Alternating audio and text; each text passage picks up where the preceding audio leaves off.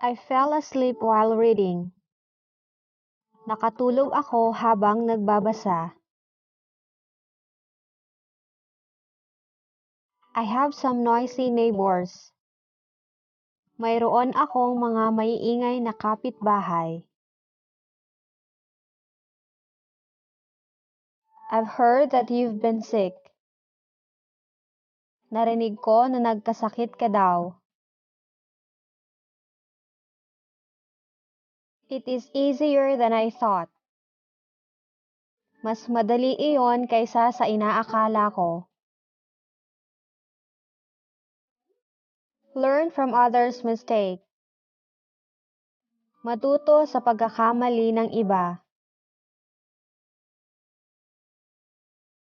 Your parents ought to know it. Dapat malaman iyon ng mga magulang mo.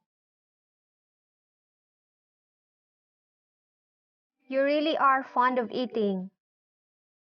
Talagang mahilig kang kumain. You can eat whatever you like. Kumain ka kahit anong gusto mo. You can certainly rely on him. Siguradong makakaasa ka sa kanya. Why were you absent yesterday? Bakit wala ka kahapon? Someone is looking for you. May naghahanap sa'yo. What do your friends call you? Anong tawag sa'yo ng mga kaibigan mo? Jake went back to his hometown. Bumalik si Jake sa kanyang bayang Sinilangan. Jake hid himself under the bed.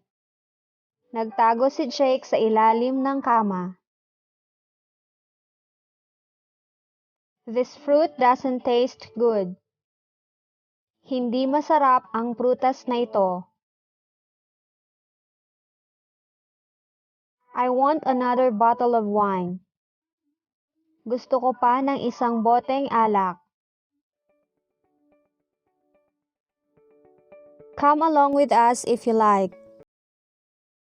Sumama ka sa amin kung gusto mo. He disappeared without a trace. Umalis siya na parang bula. He understood he could not win. Alam niyang hindi siya mananalo.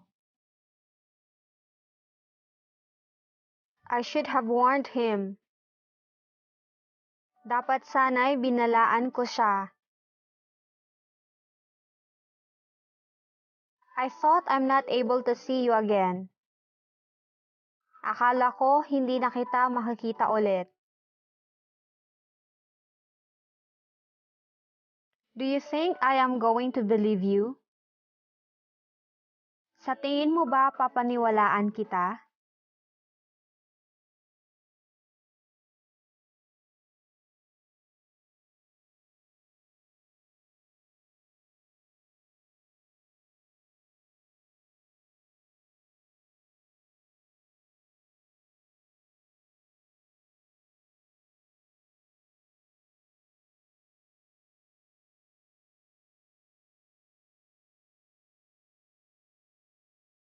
He couldn't take it any longer.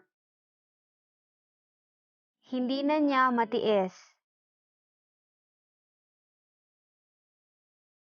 He threw a stone into the pond. Naghagis siya ng bato sa lawa. I asked him about his new job. He did not respond. Tinanong ko siya tungkol sa bago niyang trabaho. Hindi siya sumagot. He can't even look me in the eyes. Hindi niya magawang tingnan ako sa mata. I feel that something is wrong. Pakiramdam ko may mali. I have to find it out.